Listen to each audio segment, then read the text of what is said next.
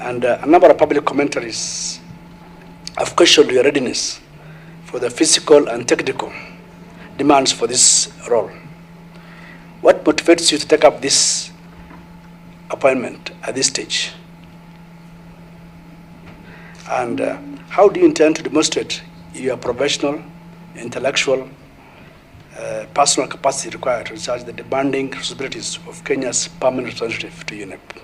I intend to do my level best to help stop killing our planet. I will pursue every specific and set priorities.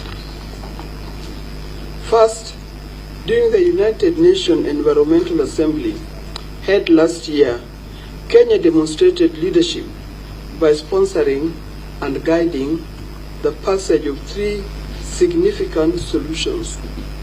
These are: 1, promoting sustainability solutions through sports and resilient planet.